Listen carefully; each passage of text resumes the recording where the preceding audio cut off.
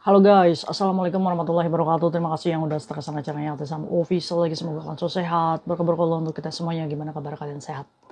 Alhamdulillahirrahmanirrahim. Guys, semua ras masya Allah. Kasih doakan yang lagi sakit Allah sehatkan. Teman kasam yang berjuang dan memajikan tentunya diberikan kekuatan sampai finish. Teman kasam yang bahagia juga tentunya jangan lupa bersyukur. Ya ampun, karena lagi pada ngapain cuy? Kaisam lagi santuy. Kaisam mau makan siang ya cuy ya. Hari ini gimana kabar kalian? Sehat? Alhamdulillah Kaisam lagi dingin ya cuy ya, dingin. Cuma Kaisam di rumah ini anget ya, karena di Cayuan tuh banyak pohon-pohon di luarnya gitu. Jadi nggak terlalu dingin.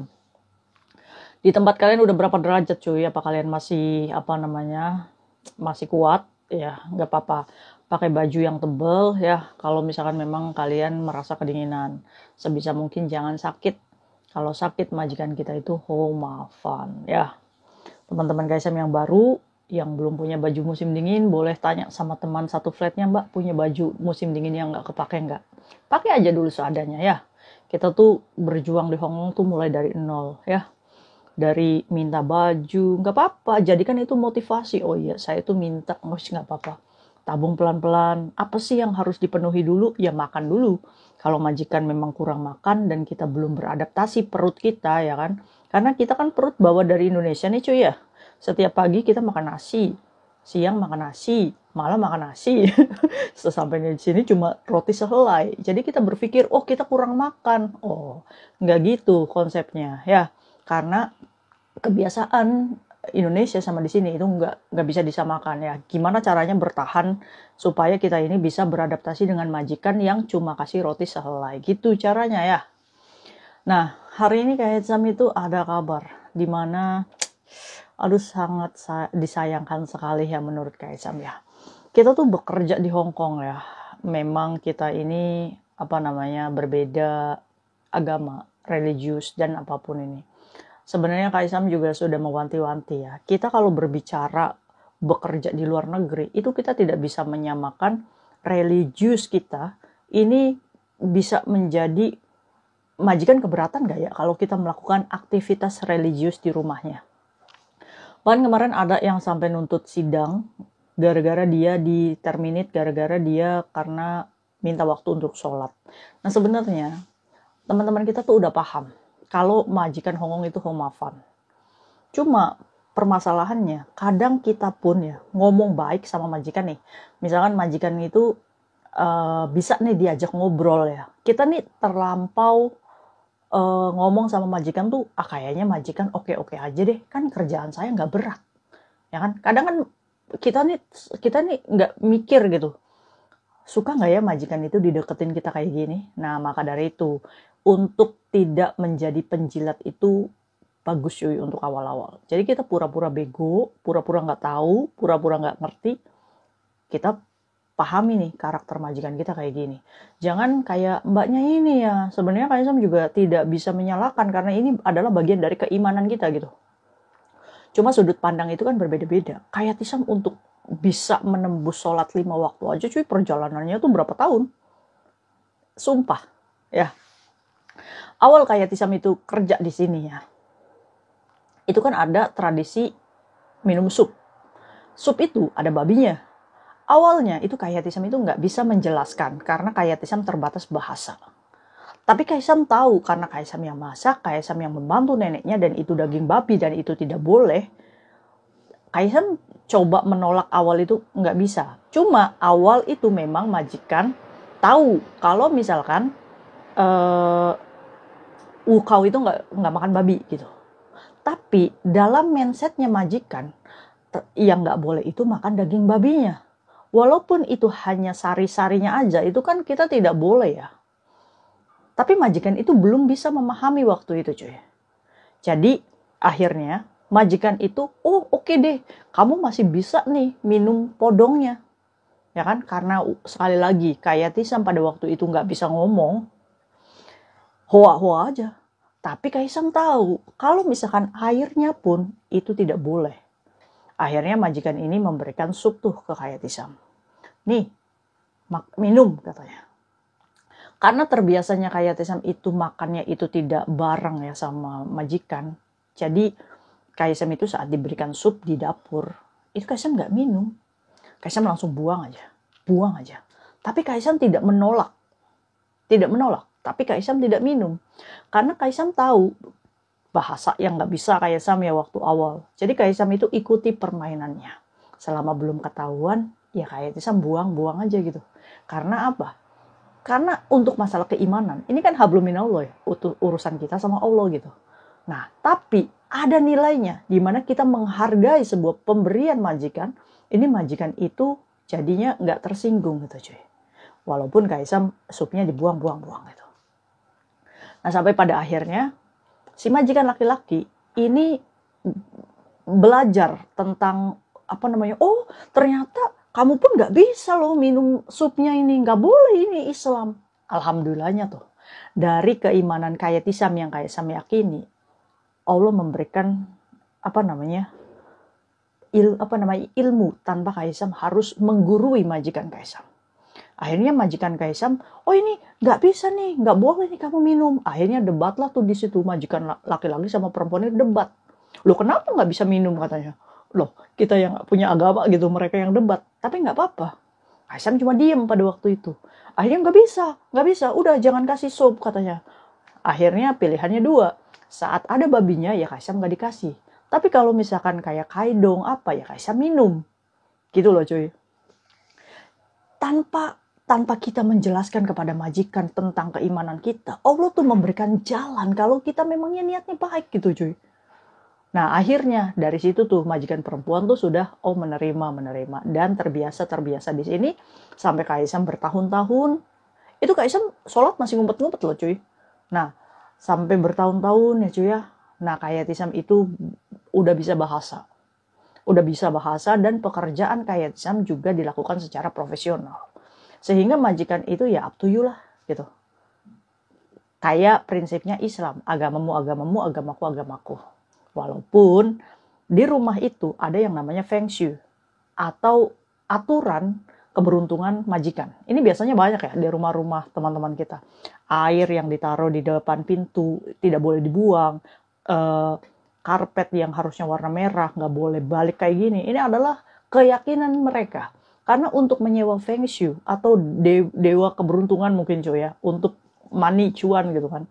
Mereka tuh mengeluarkan uang yang mahal untuk ngitung keberuntungannya dia. Jadi ya Kayatisam ya hanya menghargai gitu. Aturan majikan kayak gitu ya udah saya jalani karena ini adalah bagian profesional kita. Bukan berarti Kayatisam ini aduh gimana ya saya nggak bisa sholat. Bagaimana cara kita beribadah? Kan bisa dilafadzkan Allah Maha tahu kok cuy. Ya asal kita bebas dari najis saja. Nah itu proses perjalanan Kayatisam untuk bisa sholat 5 waktu. Dan buat kalian, kalau misalkan memang renew kontrak nih, ajukan itu sebagai syarat renew. Saran Kayatisam, kalau misalkan kamu pengen melakukan sholat 5 waktu di rumah majikan, ajukan dulu, majikan kalau saya renew boleh nggak saya sholat? Nggak butuh waktu lama majikan, karena majikan itu berpikir, apakah nanti Cece ini akan sia-siain si nenek, nanti neneknya gimana kalau nggak ada dijaga. Kita kasih penjelasan. Hanya 10 menit, 5 menit deh majikan saya sholat aja. Ini dijelasin saat kalian awal renew kontrak. Supaya tidak missing seperti kasus yang mau Kaisam bahas. Ya, itu yang pertama. Kalau misalkan kalian pengen cari yang sholat. Terus yang kedua, kalau misalkan memang kalian interview awal, ini baru majikan baru, kalian ajukan, boleh nggak saya melakukan religius saya? Kalau misalkan majikan itu, nggak bisa, ya udah kita cari yang lain. Itu supaya kita bisa beradaptasi gitu cuy. Ya, jadi jangan kaget majikannya. Nah ini, menurut kalian kelirunya di mana nih letak kasus yang mau Kaisam bahas? Jadi ceritanya cuy, si Cece ini datang ke rumah majikan baru, pekerja baru 2 minggu.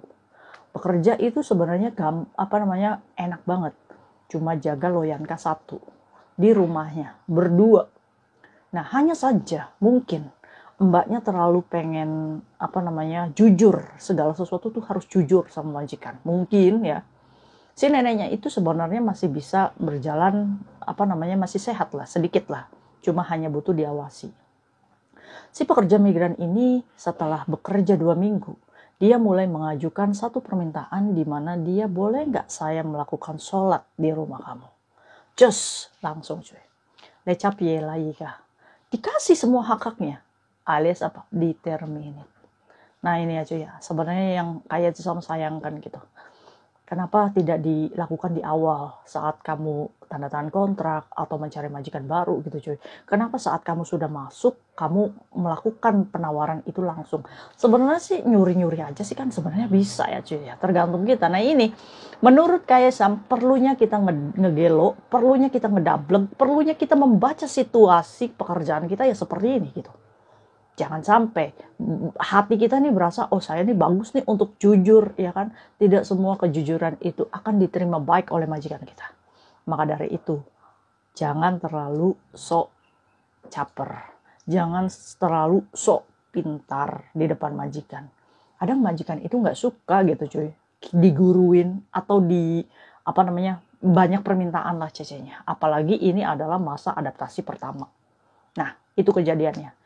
Jadi mbaknya dipulangkan dengan hak-hak terminate-nya ya cuy ya. Itu dikarenakan minta izin untuk sholat. Ya sudah, ini adalah kenyataan yang harus kita terima. Majikan apakah boleh menterminate seperti itu? Kaisang tidak ada kebijakan. Iya sebenarnya ya majikan jangankan itu. Kalau nggak suka pun ya asal dia bisa bayar hak kita ya bisa. Nah ini kembalinya ke kitanya itu. Kadang pekerja migran ini yang sangat dirugikan. Apalagi kalau kita dari PT, udah potongan PT gede gitu kan. Nah ini yang akan merugikan kita sendiri. Ya, maka dari itu Kaisang woro-woro ke kalian. Perlunya kita bisa menjaga situasi kondisi majikan. Ikuti dulu, pelajari dulu. Masa 1 tahun finish kontrak, itu pun tidak menjanjikan kita bisa mengenali karakter majikan. Yang penting apa? Sadar diri, kita tahu kita di situ kerja, dan kita juga mendapatkan penghasilan atau digaji dari mereka, setidaknya kita harus adanya toleransi di mana oh majikan saya ini begini ya karakternya. Jadi kita tuh harus bisa membaca situasi itu dulu gitu cuy. Nah ini silakan ambil pembelajarannya ya atas kisah yang Kaisang bahas hari ini. Semoga tidak ada lagi yang yang membuang-buang waktu untuk mencari majikan lagi ya kan. Padahal kan ini kan kondisinya kerjanya sebenarnya enak gitu, enteng gitu. Kalau kita curi-curi pun untuk pertama kali ya untuk ngambil hatinya dulu ya nggak apa-apa lah, iya nggak sih?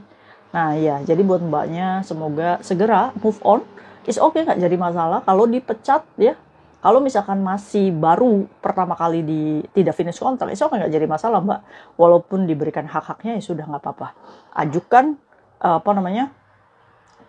majikan baru lagi, cepet cari, punya waktu 14 hari, move on.